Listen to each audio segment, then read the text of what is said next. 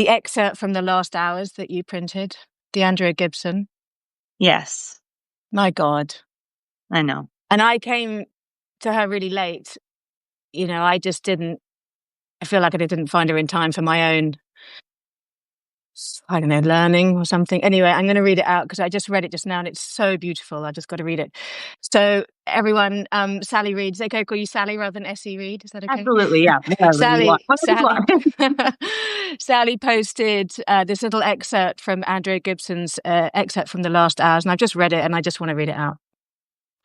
So she writes, I've written so many poems in my life, and every single one of them was just trying to find a better way to say what one soul said to another soul with one word. Isn't it amazing that I came up so short? Isn't it everything that I tried so hard and failed to write a single thing more beautiful than love? I love that. Fuck me. Yeah. Sorry to swear, but it's too good. I know. Andrea was once in a lifetime. They were truly.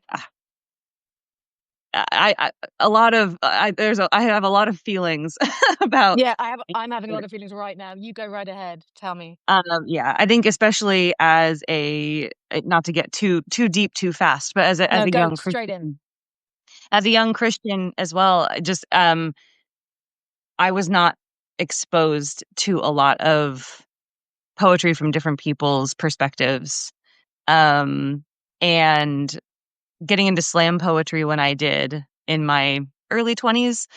I learned so much, and I'm still learning, constantly learning. But Andrea just was one of those voices that was very powerful for me early on, and the way they expressed their relationships and their care for themselves and the world. It just, I don't know. It was very, very mind expanding. Let's put it that way. And just, yeah. Did you see incredible. them live? Did you see them live? Never got to do that. No, but my one, the timing being insane considering their recent passing. But I went to a little free library right over here in a neighborhood near me and found 2 signed books from them. And I think it was maybe a program that they had done where they would sign books and send them out or sell them through their merch shop or something. And I couldn't believe it. I was just like clutching them to my chest. Oh, so I have them over there. Amazing. And in relation, because I want to get into your faith because I've been reading about that and I didn't know anything about that regarding you at all. So it's been fascinating to read. Regarding your faith, do you know what, just to touch on Andrea again, do you know where they sat with the language of doctrine and religion? And do you know where they were at and how they married it? I don't know. I don't know. I will say, just judging by what I've read and what I've heard, I think it would be safe for me to say that love was their religion. And I think that that's there's a lot of beauty in that. Well, as that quote actually really points out, in a sense, that's kind of the biggest, most overarching point of anyone's faith, isn't it? I think. I think it should be. It should be. There's one word. I think it should be. It should be. Yeah. And do you think? So yeah, getting into your faith, can we go there? Is that good? Absolutely. Great. So you were brought up. So your parents were not. They weren't born Christians. They converted to Christianity. And so you said that you grew up in a household where you were.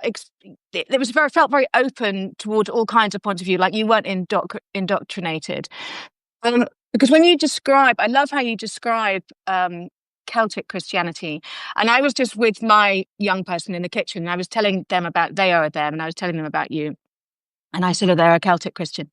And they said, what's that? And I said, well, it sounds to me like it's pagan with just like adding Jesus. Kind of. Yeah, that's the way to put it, for sure.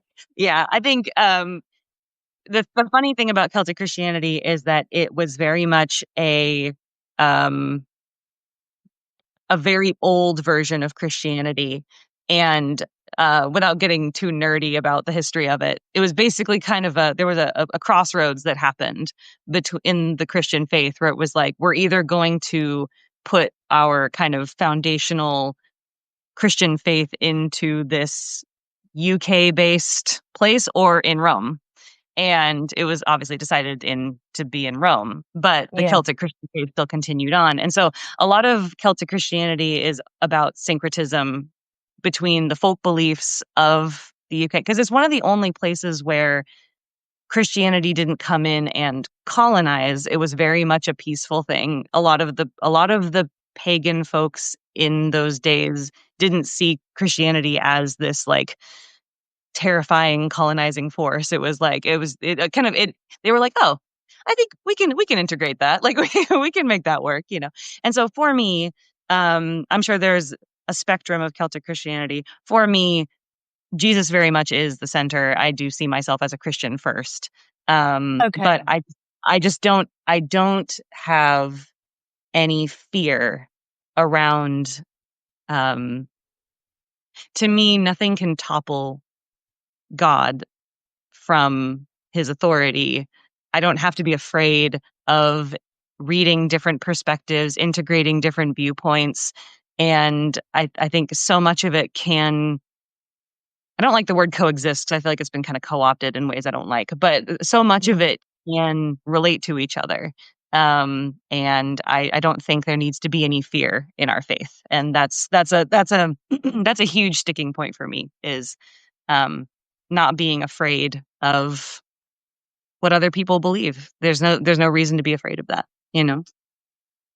And within the climate and the culture you're living in right now in the US, have you been challenged? Has your faith been challenged? Because there are many types of Christians in the US, as there are many types of people, and there are extreme versions. And has there been a moment, either now or earlier on, when your faith was challenged, or at least your alignment with a very well-known doctrine was Mm. challenged? I will say it gets really challenging to tell people you're a Christian because Yeah. you kind Okay. you feel like you have to qualify a lot. It's like, I'm a Christian, but not like that, you know. Okay. So do you And find yourself saying that quite a lot I on top? can I think what is most important to me is that I demonstrate it more than anything else. Mm. I don't want people to hear what I say. I want people to see how I live. And Mm. that's also scary because the way I live is not perfect either. And but I want to be the kind of Christian that demonstrates that learning is a lifelong process, that I don't know everything. um and I think it is challenging in this climate because so much of it is tied up in political rhetoric and cultural. I wouldn't even say political, I would say a lot of it's cultural. There's this cultural concept of what Christianity is supposed to look like. And it's largely false. Like 99% of it, I would say, is a false idea. And so if I can demonstrate through my life and through the way that I try to live my life, what scripture really says and what I feel that Jesus really said, then that's what I'm mandated. I feel like scripture is very clear. The mandate is very clear, and that's to Mm. love your neighbor as you love yourself. And that starts Mm. with loving yourself. And seeing the image of God in yourself, and then Mm. to everyone else as well. So, And this may seem like a really stupid question, and it's impossible to answer because you did grow up in a Christian family. mm. But if you hadn't, Hmm. what iteration? Because when I read your work, that's why I think I sort of related to the pagan, Mhm.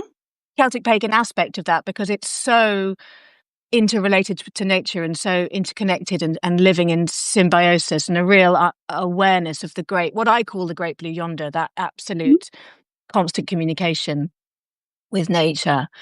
Do you think, can you imagine a world where the language was different, but the feelings were the same? Oh yeah. Oh, absolutely. Yeah, I can. I think uh I don't want to get too like theologically sticky too quickly, but I mean, having been raised in the church and also being raised in, I think, I would say a fairly thoughtful version of Christianity. There's been a lot of um study. It's not just, this is what we believe because we believe it. It's like there's been a lot of study and there's been a lot of theology and uh, believing what I do. Yeah, I guess the easy way to say it is I guess I could see that as a younger person, I definitely would have grabbed on to more of a nature-based Mm. kind of pagan way of thinking and I actually think that that belief system is not nearly as at odds with Christianity as it can seem. um, but for me, very much, I see the source of all of it coming from this Christ as green man idea, because you see it all throughout scripture, you see it all throughout history. I mean, yeah, there's a lot there I could get into, but Yeah. yeah, I don't see any conflict in the Mm. things that and now, to be fair, there are some things that I was raised to believe culturally that I think are in conflict, but those are very much cultural faith markers, not actual theological faith markers, if that makes sense. So Yeah, it makes sense to me. But have you made those decisions yourself, which are cultural and which are theologian, or do you feel those are written outside of you? I think once you start really digging into scripture, you start to see the places where it's very obvious that specifically American Christianity has Mm. created its own flavor of what Yeah. Christianity is supposed to look like. They've and I and it's tempting, sometimes you see the way that Christianity has kind of flourished in the American soil, and there are parts of it that are quite beautiful, actually. There are parts of it, I like to I collect Washington State history books and stuff, and there are some beautiful elements of history that were very deeply rooted in the faith of early America and everything, and it's hard, you can't separate that, it's like that is Yeah. part of. But as these things go, when there is no real true core of it and it is cultural and it's not theological, it can get warped, it can get misused, it can get abused, and it can be used as a weapon against people who don't believe those things. And I don't believe that that's what we're called to. And I think that that's where you have to draw those lines in the sand and say, no, that's not where I am. I'm not, Mm. I can see that. I can love the culture of the place where I was raised, certain parts of it.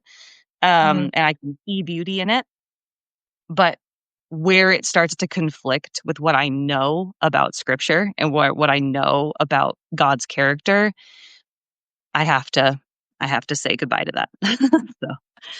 Quietly, presumably, or are you quite vocal around that in your community? I tend to be pretty quiet. I confess I tend to be pretty quiet. I've never been a very don't really see myself as much of an activist, but I do think that that's where storytelling becomes such a key aspect of expressing any kind of truth.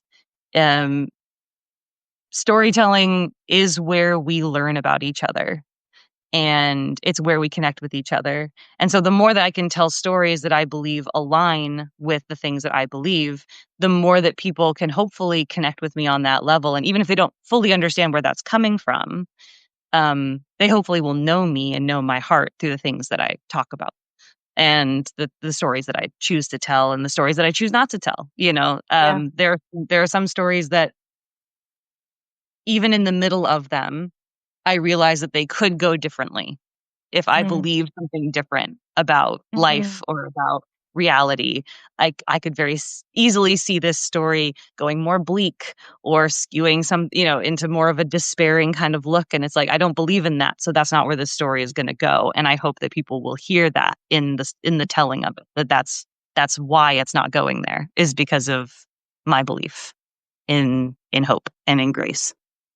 And that's a natural a river flowing, isn't I'm imagining, rather than, because you and I both know as writers, when a story wants to go in a certain direction, there's absolutely nothing you can do about it. Like I certainly feel in service to the work, but also I really hear that aspect where, we both know as well that words are magic, and I can tell a lot more truth in fiction than I can in nonfiction. You can get a lot more out there, and the words, it's so layered, isn't it? I mean, not only you can, as it were, plot layer and subtext layer, but the actual, like for instance, that piece that we just read out from Andrea Gibson, when you absolutely get the piece, when you sing exactly the tune that is coming at you, there's an overall meaning which is gathered from the entire piece that isn't almost nothing to do with the writer, but absolutely to do with the words. Yeah. Yeah. So I imagine, is that something, when you hit that mark, that nail, when you tell fiction, I imagine that bit is coming through, like you're constantly telling the story of your faith and you and where you came to. Does that Yeah. I align? think one of my all-time favorite books that I won't shut up about is Mystery and Manners by Flannery O'Connor.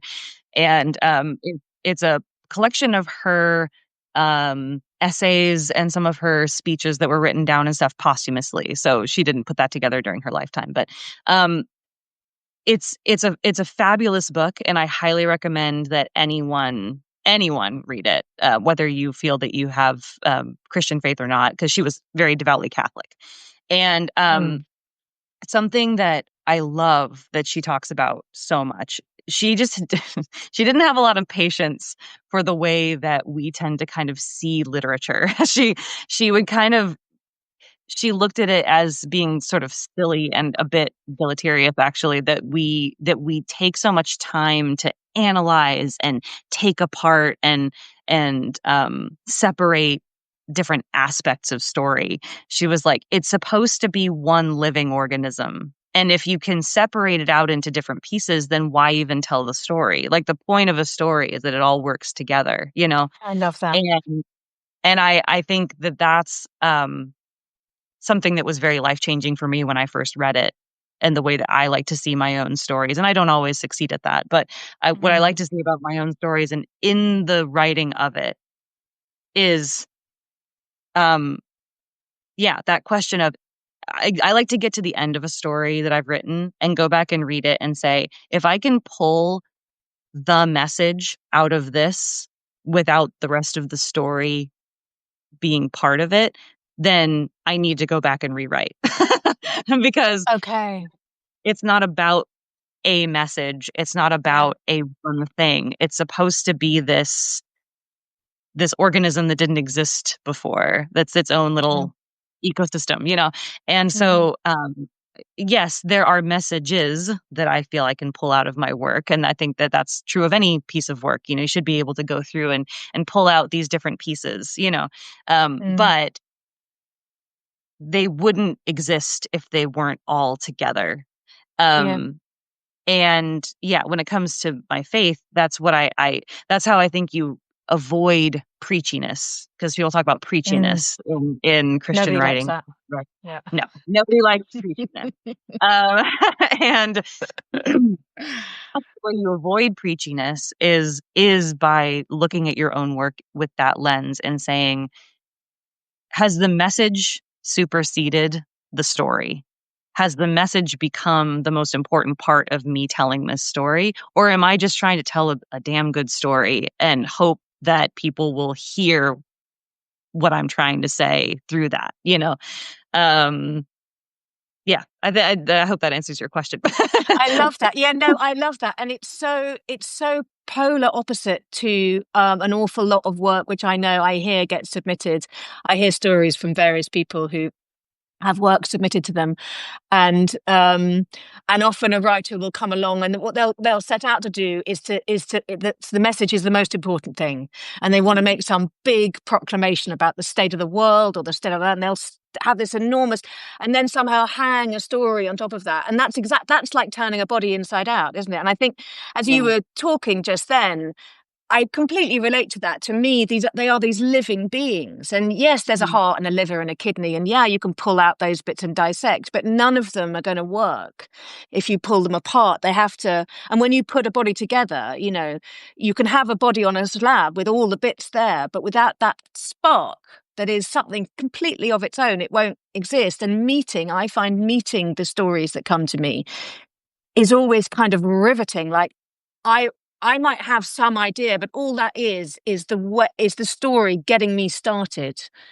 Yeah. That's all it is. And as soon as I'm in, it starts to form, and then I start to meet it, and then I'm like, well, who are you? And I don't know if you've had this experience lately, but I've had this really difficult. I started a novel back in January, probably a new novel. It came very quickly. I was pretty sure I was on a roll. I hit the tracks. It was 40,000 words in. Then my mother died. And so it was down tools, everything just ground to a halt, as it should.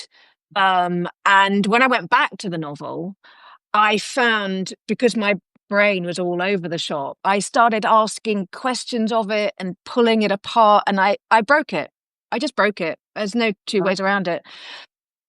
So I wrote it a letter. I said, dear story, dear character, the lead character, please, I'm so sorry, this has happened. I'm going to come to you in September. I'm going to carve out. I'm going back out to France in September for a month. This is our time. Please wait for me.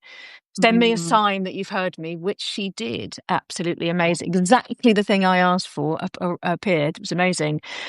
So we'll see when I go back to her again. But I know as well, unless the very opening bit was right and I can just set off on that opening, it will be a different novel to the one I was writing. It will be, and maybe it'll be better and deeper and richer and more mature and a million things. But have you had that experience? Do you write? Because I can see you've got 3 novels just published. Is that right? Or are they collections? I've done a lot of serials, and I have not Okay. fully published any of them as a novel yet. Maybe those who are, don't tell anyone except the 53 people who are here. But I am hoping to take winter off from serialization, and I'm going to be turning one of my past serials that was very well liked into a novel. That is my goal, to do some massive revisions and make it novel. Wow. Right. Okay, and publish it. And I feel yeah, I'll probably self-publish, because that's kind of where I'm at right now. But yeah, as far as what you're talking about, and I'm sorry for your loss, by the way, Thank you. of your mom. And I think this ties into so many other things in conversation right now about AI and all those things too. But I would say,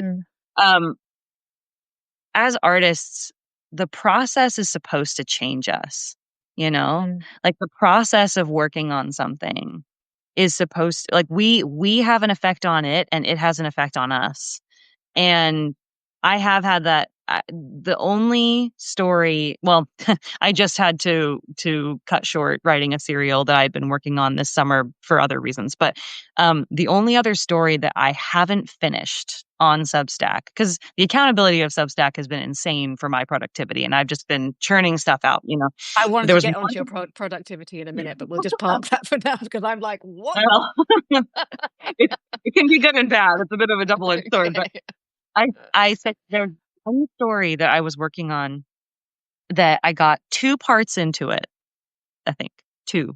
And I had to stop writing it. And it's because I broke it. Like you're saying, I broke it. And one of the reasons was because I started seeing myself in the story more than I was comfortable with, and realizing that I wasn't dealing with the real life things that were psychologically going on. I was just trying to outsource it to this piece of fiction and trying to let the fiction. And I do think that sometimes writing is a way that we can work through these things in our own minds, right? And I think that there's definitely power in that. But when it comes to a point where you're using it more than you're actually speaking to it, like you should be in conversation with. Right. That I was kind of using it as a scalpel. Okay. Or she. And Yeah, or shield. I think that's probably a better word for it. Yeah. And I had to kind of put it on the shelf, and it's still sitting on the shelf. And I would like to return to it because I think there were some fun ideas in it that I'd like to Mhm. return to. But um yeah, I understand what you mean in the sense that when we stop seeing it as this thing that we can have a conversation with and learn about ourselves through in a productive way and in a like you said, like, you look at it and kinda go like, "Who are you?" You know, like, "Where did Mhm. you come from? Like, what part of my Yeah, brain did you come out of? I didn't know that that was in there," you know, and being able to have that experience is so exciting. But thrilling. when it is, and I even consider myself someone who's an outliner. I do a lot of planning before I start anything, Mm. and even I love that spontaneous feeling when you're, you know, working along on your outline and all of a sudden something comes out and you go, "Oh, Okay. I didn't know that was gonna be there. How Yeah, fun." yeah, it's wild. Um, Yeah, yeah, it is a completely unique experience, I yeah. think. So just to go back, if we can, to that story that you've put on the shelf, was it Mhm. too? Is there an element where are you scared to go back to? Was it going too deep into stuff that you simply hadn't processed in the this world we're talking in right now? Is that Yeah, it yeah? was that Okay. I think yeah, there was it was not processing certain things and also kind of I don't know how to explain it. It was almost like I was trying to get my characters to insulate me from the difficult emotions I was feeling about something, and Yeah. it was interrupting what they were supposed to be doing, if that makes sense. Like, Okay. Okay. That they totally had makes sense.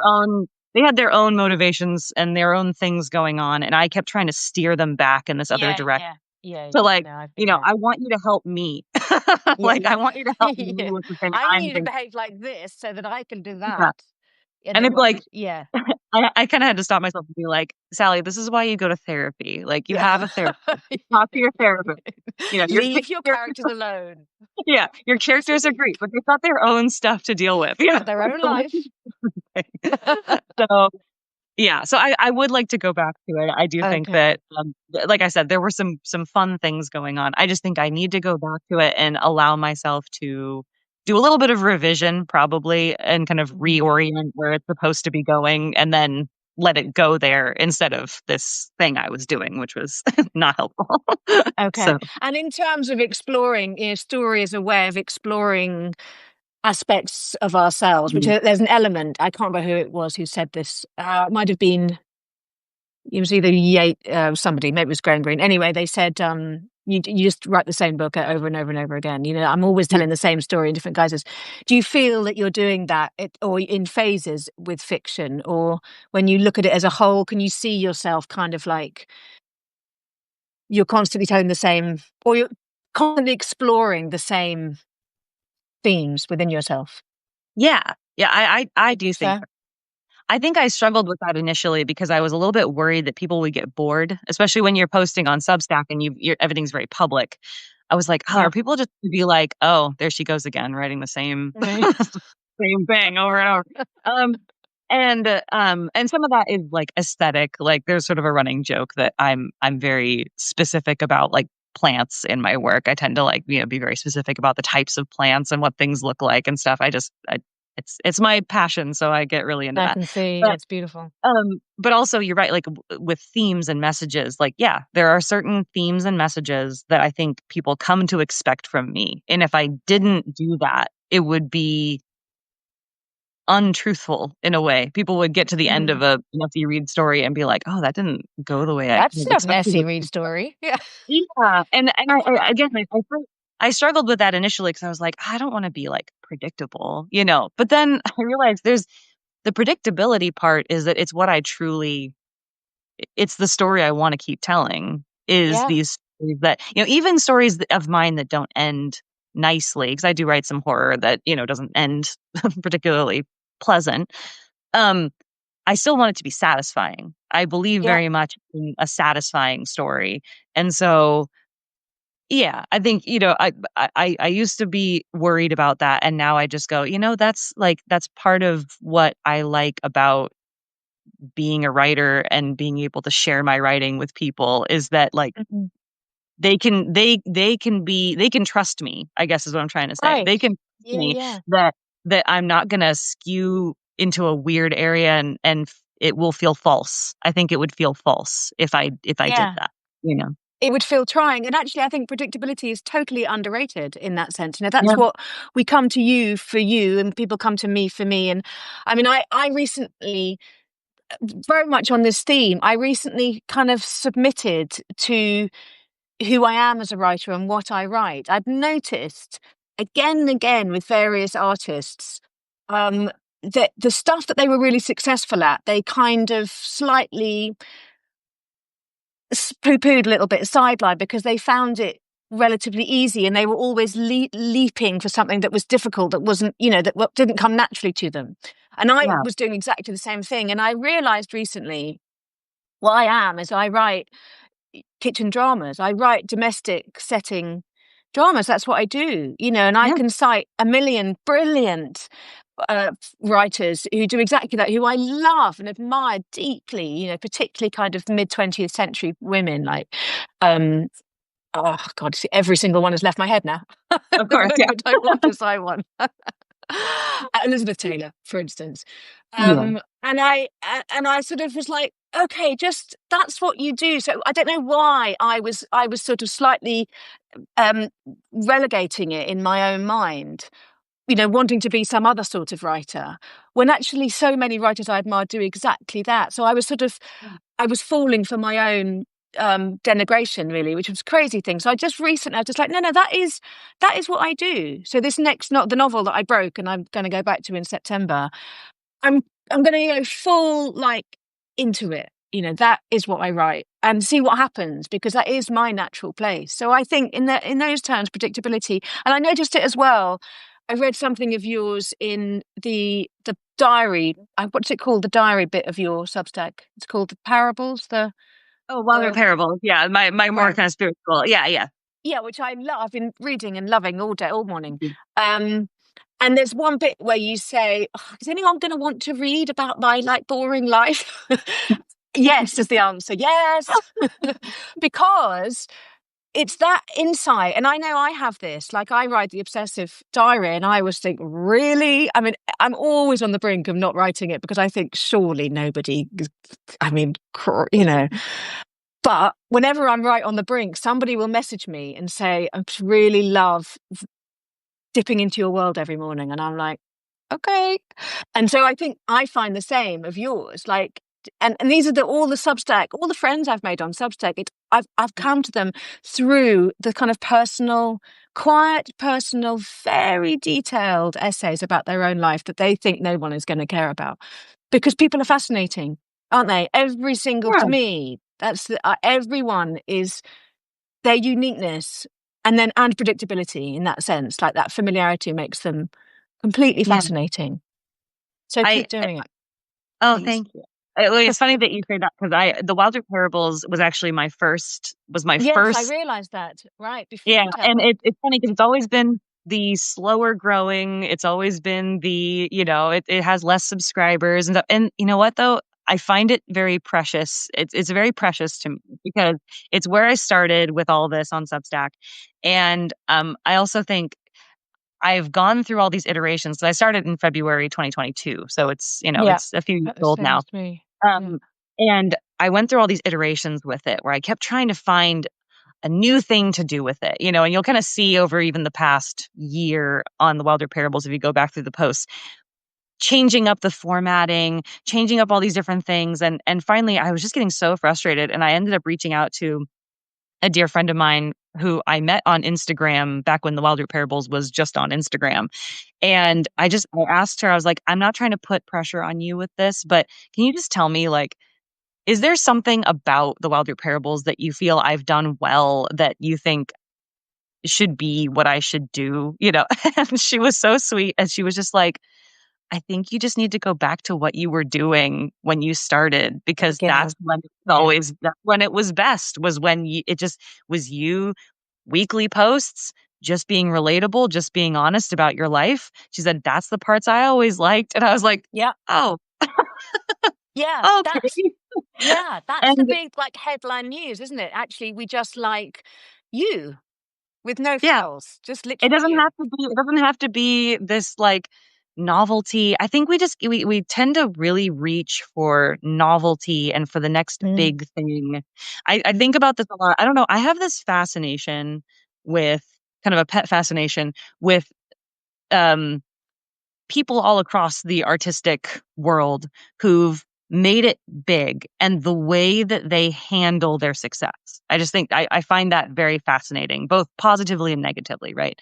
And I always think it's really interesting watching, especially musicians. I think musicians have this in a very interesting way, but watching the way people handle their greatest hits, right?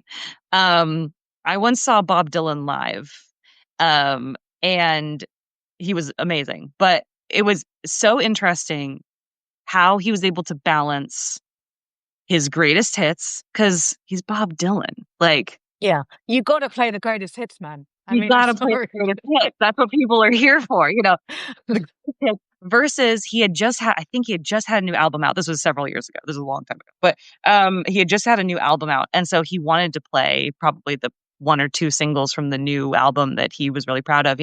And he did, and people were respectful. But I could see how challenging it would be when as an artist you want to keep trying new things and iterate and try, experiment, and you've got a whole, in his case millions of people who are like, no, we want you to play like we want you to Yeah, do this, you know um yeah, and I think that's where, like you said, predictability can actually be kind of a beautiful thing. And I think making peace with your predictability and, like you said, submitting to the kind of artist that you are, I don't think there's any other way to do it without driving yourself crazy, because I think you have to be able to go back to home base and know that that's what people love.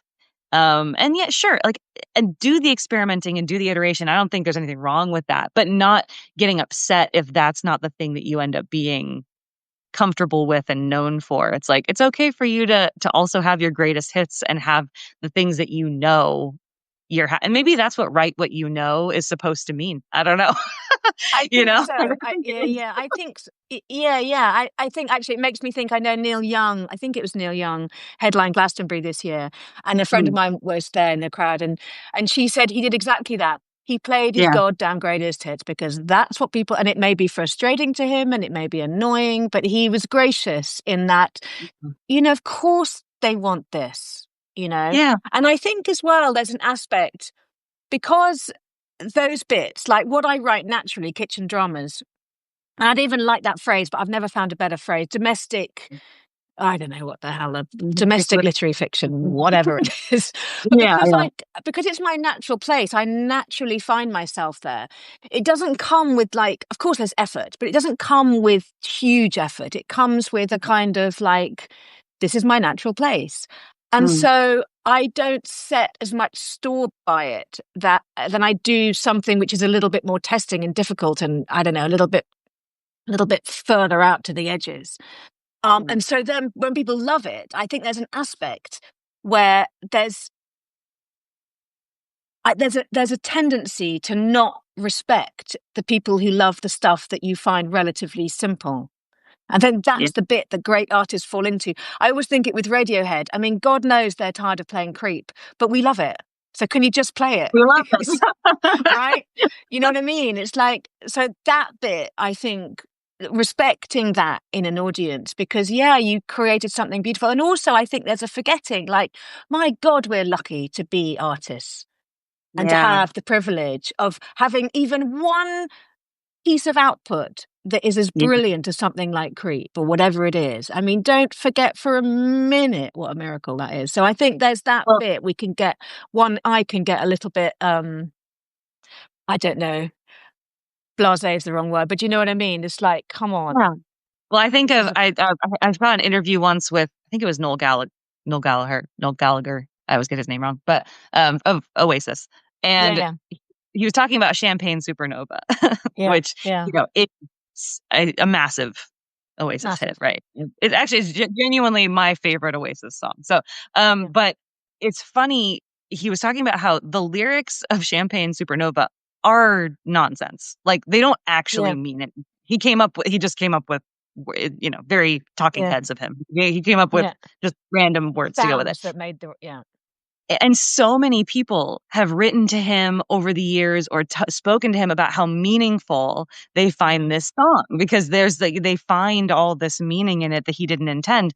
And he finds it kind of funny because he's got a sort of a sardonic sense of humor. But at the same time, I think you can tell that he appreciates that he made a thing and people find meaning in the thing that he didn't intend, and he has a lot of empathy for his fans in that, and that it's like, yeah, it went beyond me. It's not mine Yeah. anymore. Like, Yeah. it, people love this song for reasons that I would never have Yeah. guessed. And I think that's where, yeah, going back to this idea of writing something and letting it kind of be what it's supposed to be, it Mhm. does leave our hands a little bit. It becomes Totally. It My becomes experience. yeah, like, it goes out to the hearer, in the storytelling sense, it goes out to the person hearing it, and it doesn't belong to us anymore. Now a No. version of it is in their mind, and they get to find the things in it that they find meaningful and powerful and that they come back to over and over again. I mean, I have plenty of fiction books that I've read multiple times and find so much meaning in. And the author could never probably have known that that's Mm. the kind of meaning I would find in it. Yeah. Um, I just think that's why art is just incredible. Like Yeah. it's amazing thing. Yeah. Yeah. And I think if there's, again, just to revert back to religion, it's Mhm. absolutely my religion, or at least it's the expression of my faith. And I'm an Yeah. anarchist, pagan, something. But that's my expression because my experience of having a life where I get to embed and breathe and deep Mm. dive into something which then comes to life and then goes out into the world and then holds meaning for other people is just fucking miraculous. I mean, Right. that's the bit I never, of all the stuff that can be difficult about it or frustrating, I never tire of that feeling of when it stands up and walks out the door. It's like, oh my Yeah. God. Yeah. Um, I want to deep dive a bit into your writing because I know a lot of people want to hear you talk about work. Have you always written Yes. since you're a Yes. little There girl? Like that's how They're you express? very tiny Sally. Yes, I wrote all the time, or told stories all the time. I was also a bit of a fibber as a child, so I think that helped. I've grown Yeah. out of that. You had a great Um, imagination, is how we'll frame I that. did, yes. I Okay. love to tell a good story. Okay. And but yeah, I have always written. I've always been fascinated by stories. Mm. I think my first memory of really being amazed by a story was of The Lion King. I just adored the Lion King movie to the point where I had one of those big kind of practice notebooks that kids use in school and stuff where it has lines along the bottom and then a big open spot at the top so you can draw a picture, and Yeah. it exists in the world. I think it might even be in that closet behind me. This book, I basically transcribed the entire story of the Lion King into Wow, this that's book. how you learn to write, though, isn't it? I mean, It's a and brilliant way to learn how to write.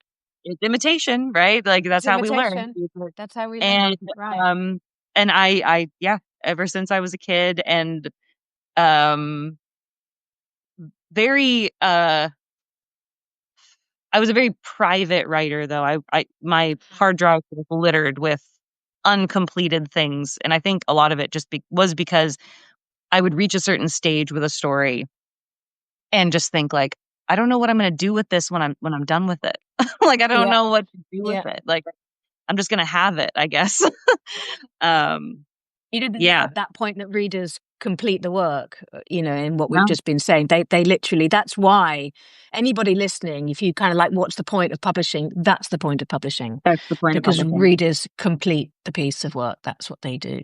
So when did you realize you were a writer and you needed to publish and get it out there? When was that? Um Funny enough, I think probably the first time I really got the itch was like when I was in high school and I wrote a dessert theater script. It was a play.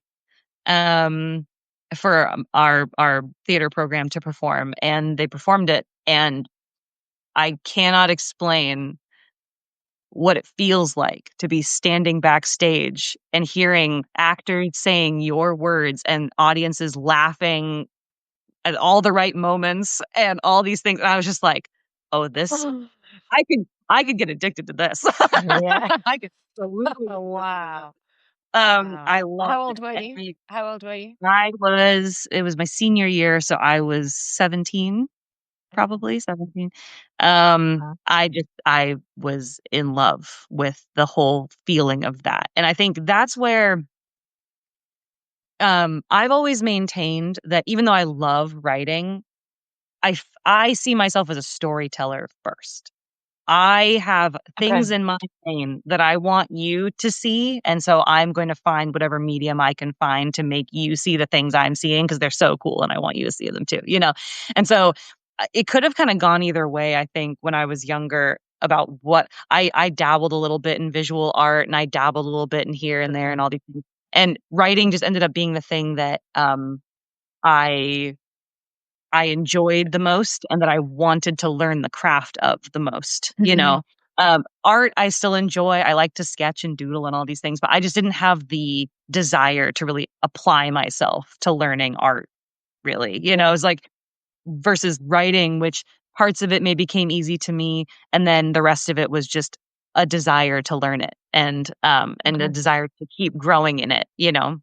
Mm. And so yeah, I think that was probably the first time that I really got bitten by the storytelling bug and thought like, Mm. "Oh, this conversation between me and the audience is what I really love. I love that feeling," you know? But I mean, that was a Okay. long time ago, and it took a long time for me to finally obviously, like, Substack took a while to join my So Substack was your first publishing, first time the world got to read your stories. technically speaking, I had one short story published.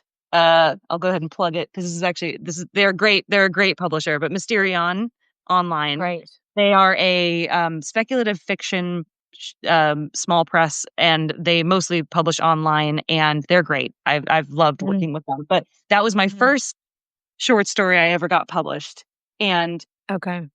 I will So when say did you though, start submitting those? So did you start submitting stories and that was the first one that got accepted? yeah, Okay. and that Yeah, go on. was 2018, I think. Okay. Um, I didn't know Substack existed. That was not something that was Okay. on my mind. None of us did. I think, Yeah. the thing that was interesting about that experience, though, is even though, like, the editors were amazing, I got paid the, professional rate for it and all that great stuff, and I got it in an Mm. anthology, which felt amazing, all these things.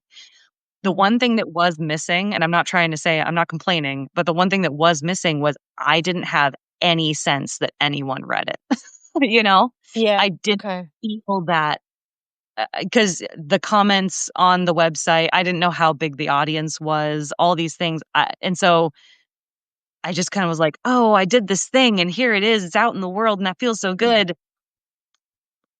but I don't know who Massive read it." silence. Yeah. Like, I don't Yeah. know if anyone did read it, you know? Yeah. Um, And there's no way and of knowing really. You don't get that instant. There isn't. no, no, Um, and yeah, But yeah. also, I mean, for all of us, marketing, publicity, whether we're traditionally published, we're independent publishers, whatever it is, that's that's the bit that I think really screws with people's minds because it's so hard to get something up on the page, get it out, get it typeset, get it edited, get the whole thing, and then it's like you kind of because you're so involved in it, you think there's going to be some massive world-stopping fanfare. I And that's Hey, the Eleanor, harsh can I just lesson. tell you, I genuinely thought that this one short story was gonna be my ticket. I was like, I I've made it. I've I've something made it. I'm gonna published, be on Oprah. this is amazing." And then Pulitzer. when the crickets inevitably came and they did not leave, I was like, "Oh, okay." Yeah, it's the That's a first humbling experience. big lesson, I think. It Yeah, was and good. I felt I'm glad that. I had that experience. Yeah, you have to have that experience because everybody who isn't paperback or hardback published, so there's lots of Substack, but if you haven't made that leap, I talk to lots of writers who say absolutely what I said before it happened to me.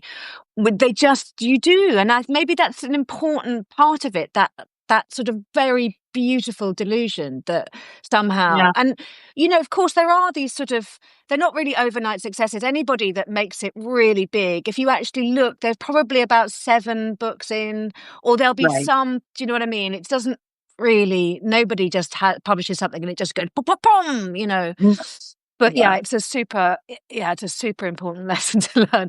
Okay, so you did that, learned that lesson, and then Substack came along. And how did you feel when you started first publishing? The first time you pressed publish on a short story, how was that feeling?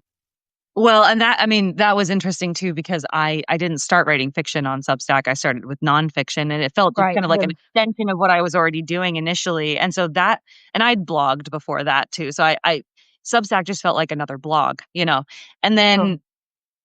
then of course a year passed and Notes came along, and all of a Yeah. sudden my eyes were kind of open to how many, and of course now it's massive, but even back Yeah. then realizing how big the pond was, and like, oh wow, there's a lot of people here, and oh wow, there's a lot of people writing really interesting things here. And before then I don't Mhm. think I'd really clocked on that people were publishing fiction on Substack. It was like, maybe I had met a couple of fiction writers at that point through office hours, but I don't think it really occurred to me that people were serializing and posting their fiction.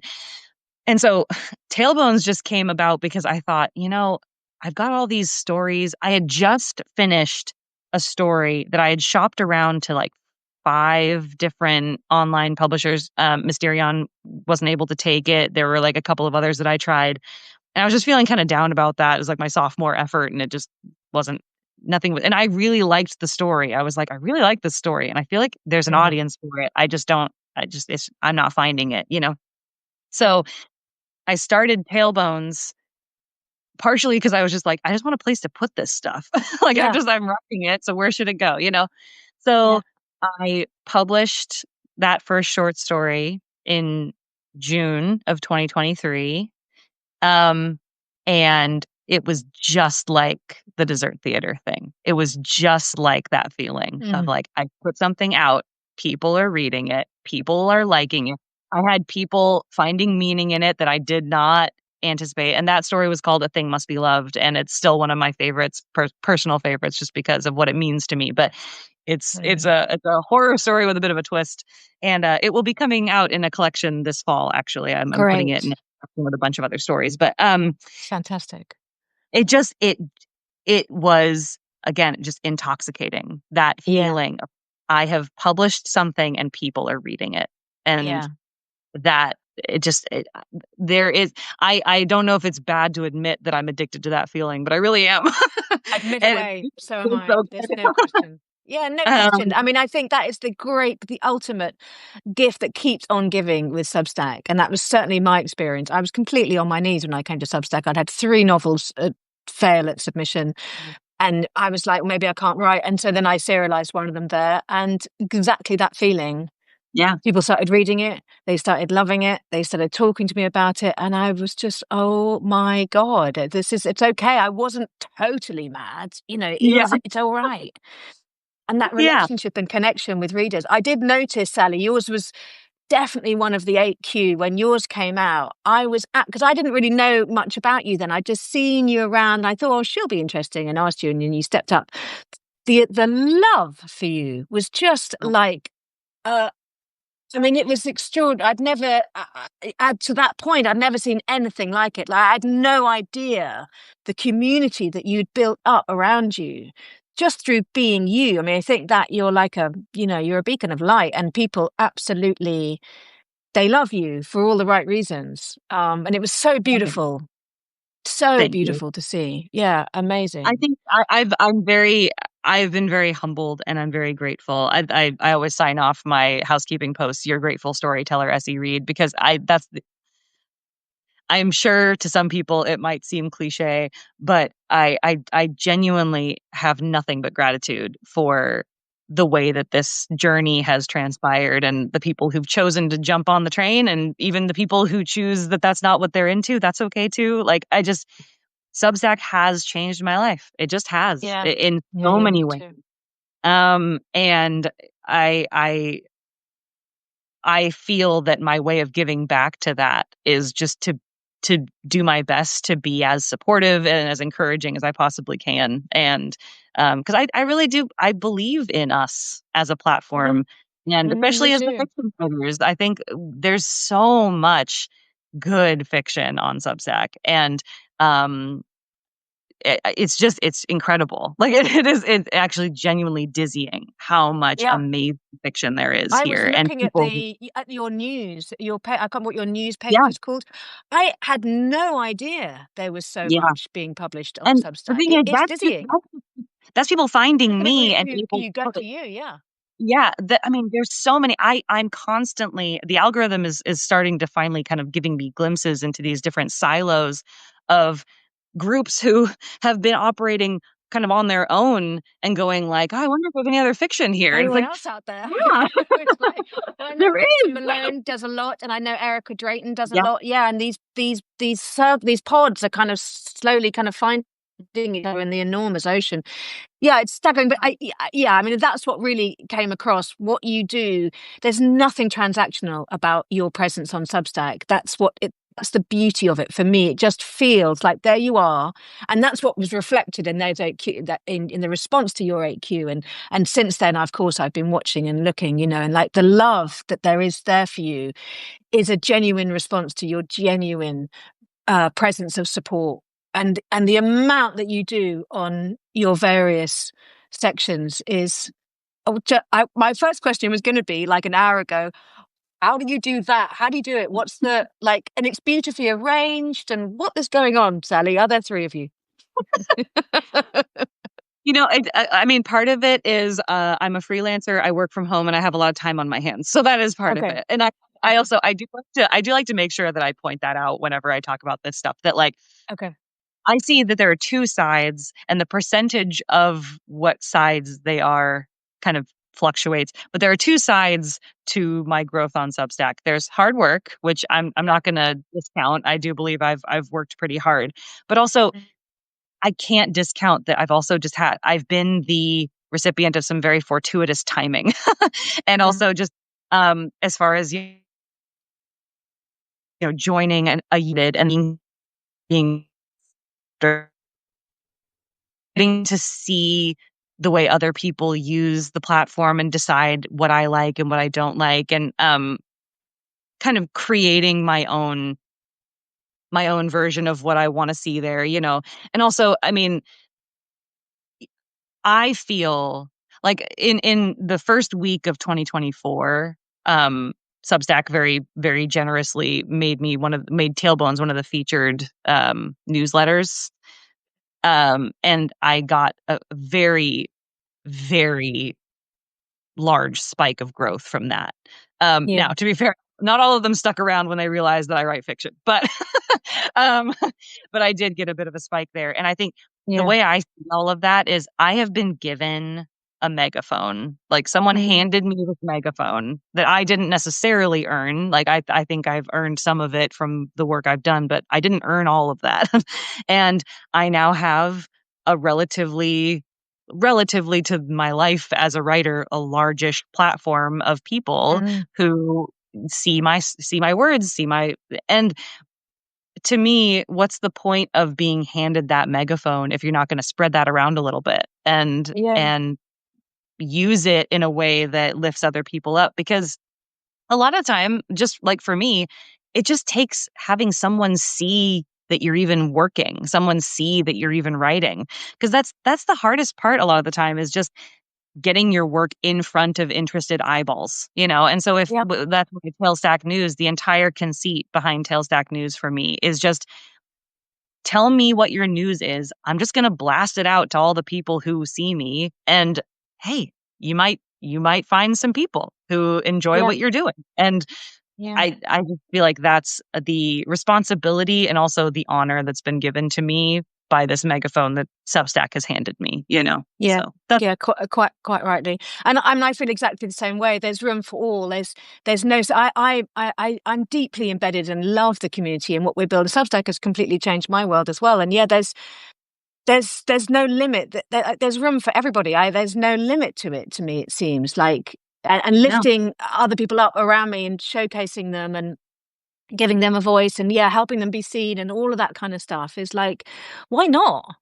Why wouldn't you Yeah. do that? Like it doesn't Exactly. cost me anything, and it makes them and me feel good, and you know. Yeah. And also, we all know I what think it's like. Well, you and I anyway know what it's like early on when like yeah, when nobody's reading your work, and then you have yeah. that one moment when some people start reading it, and as you said earlier, you know, it's absolutely intoxicating, and it's like, and also I really feel like every time I nurture a writer on Substack to do the thing they love, their light gets a little bit brighter. They get to be an artist for a little bit more, and it ripples out in their absolute personal, you know, river and stream and pond, and makes their life a little bit better. And that for me, you know, in terms of my contribution to this world, that's just another little. That's something I can do. I can do it super easy.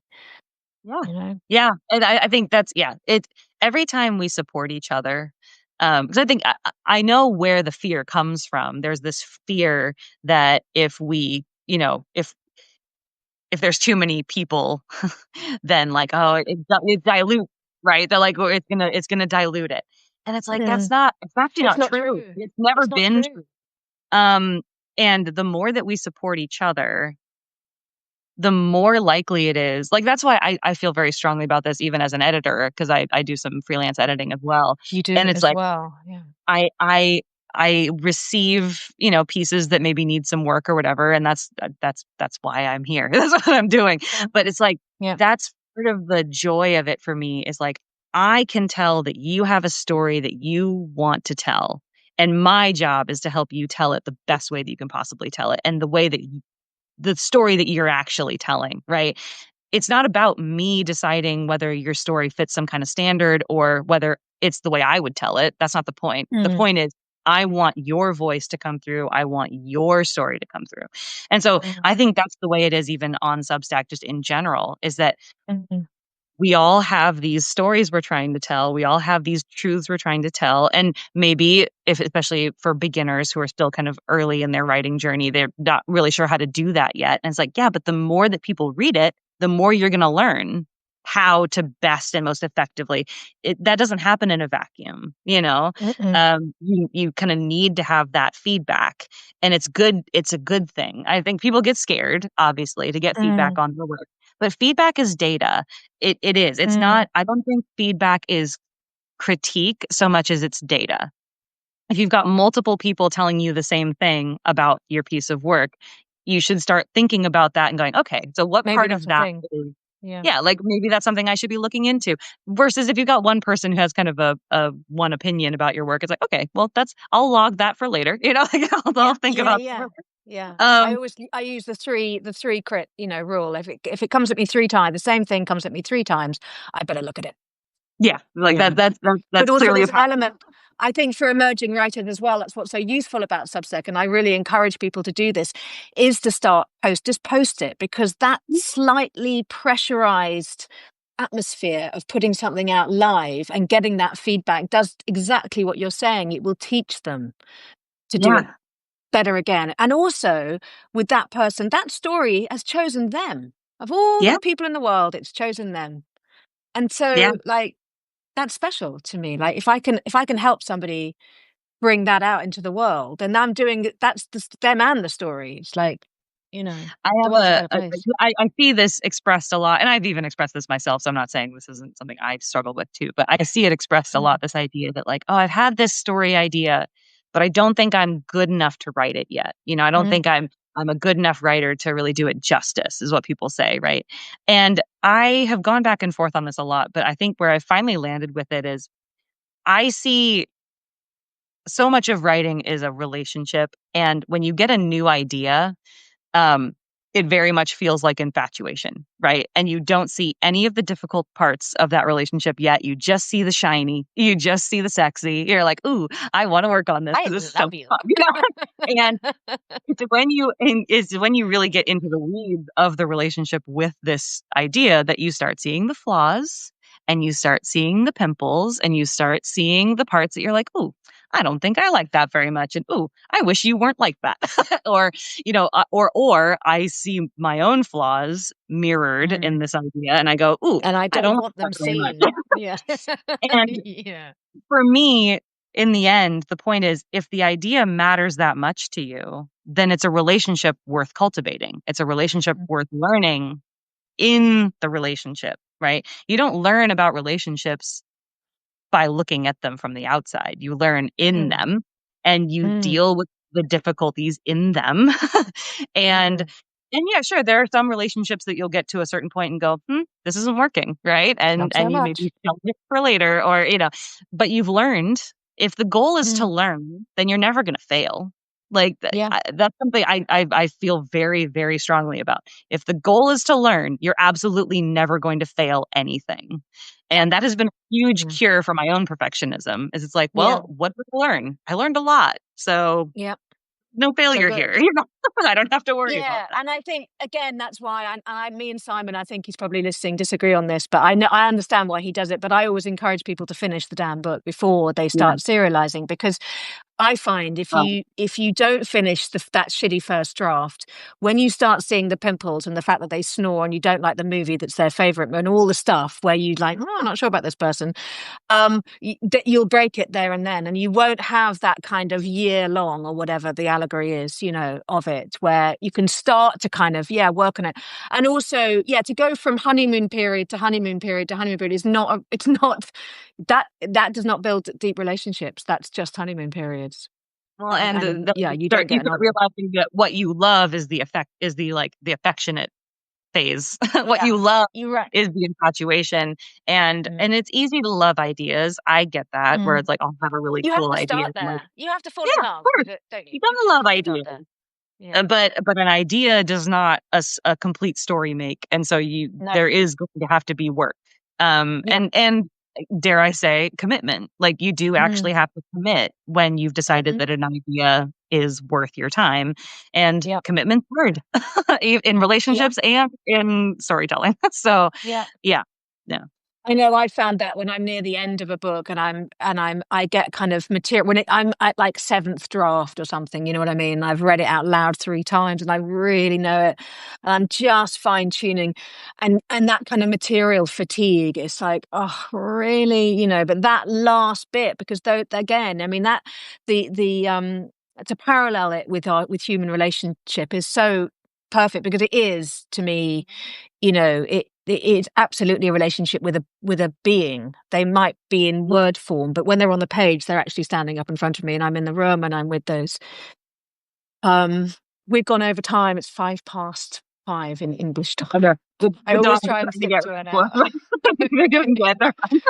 Oh, Sally, so good. Simon and Ben and I were talking ages ago about having a Substack literary festival and the kind of panels we wanted to put together, and now I'm talking to Arthur Meek about it. So we might do a stack, I don't know what we'll call it, lit stack or something.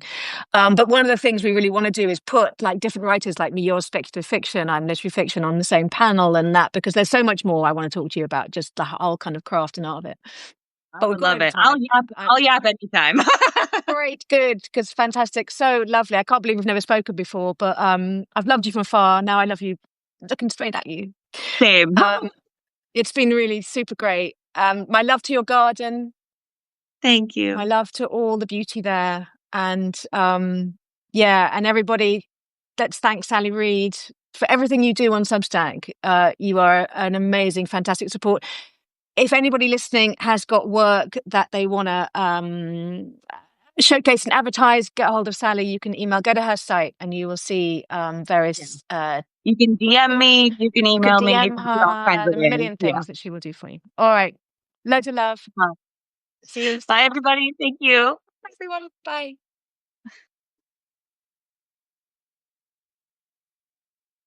Can't seem to end it.